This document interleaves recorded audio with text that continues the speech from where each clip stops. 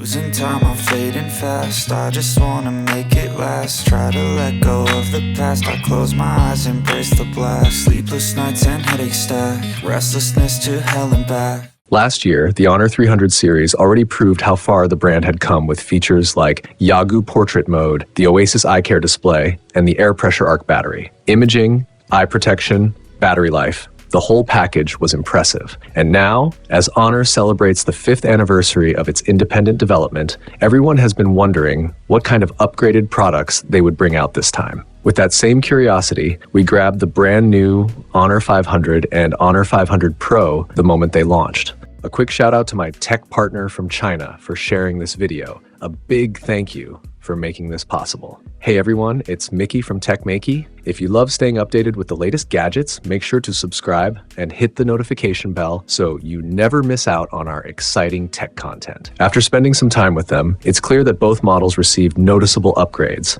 especially in 3 major areas: the design, the camera system, and battery performance. So in today's video, let's dive into what makes the Honor 500 Super Standard Edition and Super Pro Edition so powerful.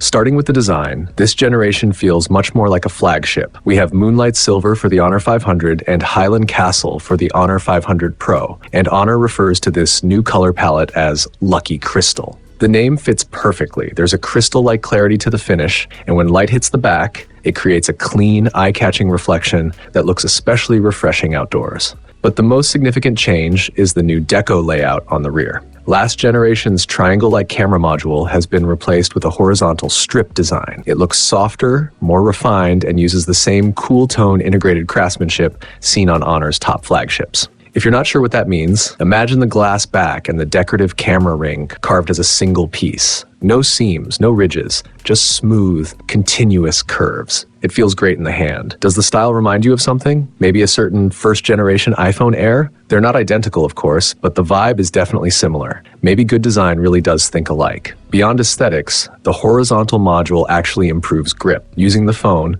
especially for long touch interactions or gaming, feels more comfortable and stable. Also, unlike the previous generation where the telephoto and wide-angle lenses sat underneath the main camera, this year, all lenses are placed in a single horizontal strip. Not only does it look cleaner, it shortens the motherboard and frees up more space for the battery. And that change really pays off. Both the Honor 500 and 500 Pro now come with a massive 8,000 mAh battery, an 11% jump from last year's 7,200 mAh, making it one of the largest capacities you can get right now. The weight is still well controlled too, with both models sitting at roughly 203 grams. Both phones support 80-watt wired fast charging, while the Pro version also adds 50 watts wireless charging. On top of that, both models include 27-watt wired reverse charging, which can reliably deliver just over 20 watts to an iPhone 17 Pro Max. Handy when a friend's phone is dying and they need a quick rescue. As for real-world endurance, we tested both devices by watching short videos for 2 hours.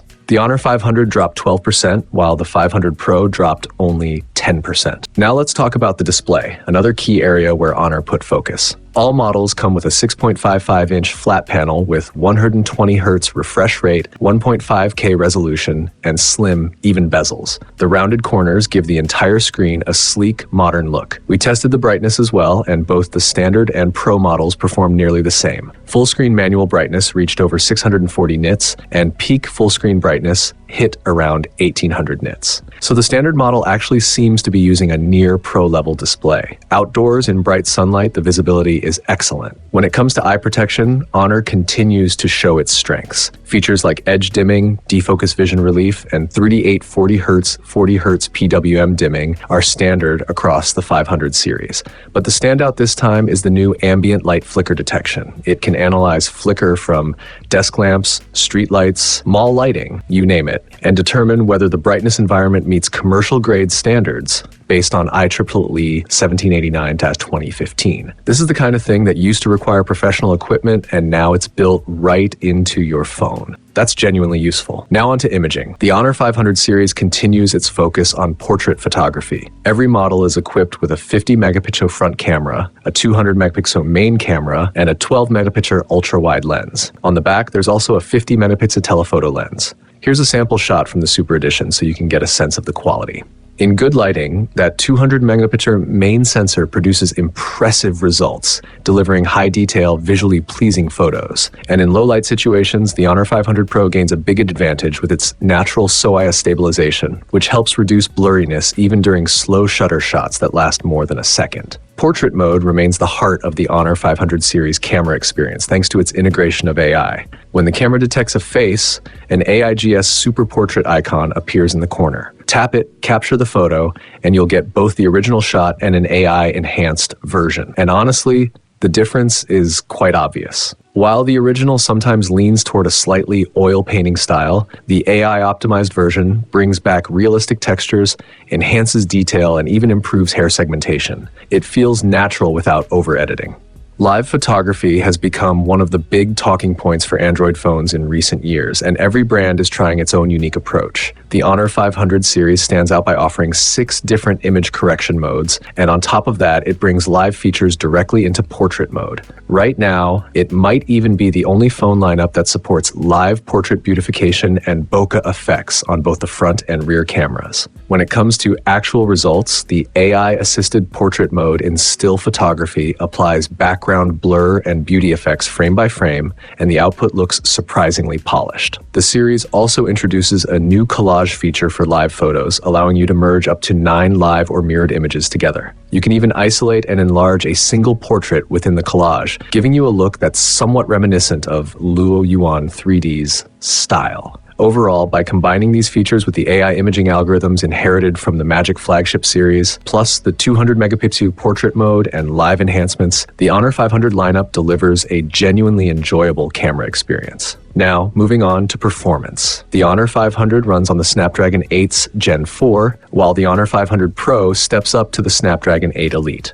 Paired with Honor's Phantom Engine 3.0, both phones offer stable and smooth gameplay. On the Snapdragon 8s Gen 4, running an online game at its highest settings for 30 minutes at 120 FPS was no challenge at all. The frame rate stayed steady at around 30 FPS. Power consumption stayed at roughly 3.5 watts, and the maximum back temperature only hit 42 degrees Celsius. Next, we switched to the Pro model to see how it handles something more demanding like Genshin Impact. With phantom stability turned on and all advanced settings enabled, we ran a 30-minute test in Virtual City. The Honor 500 Pro held a stable 60 FPS throughout, with a 4.2-watt active power draw and a peak temperature of 42.3 degrees Celsius. Overall, very solid performance. Both processors deliver good results. If you're a light or moderate user, the standard version should easily meet your needs. But if you're chasing a full flagship experience, the Pro model is the more suitable choice.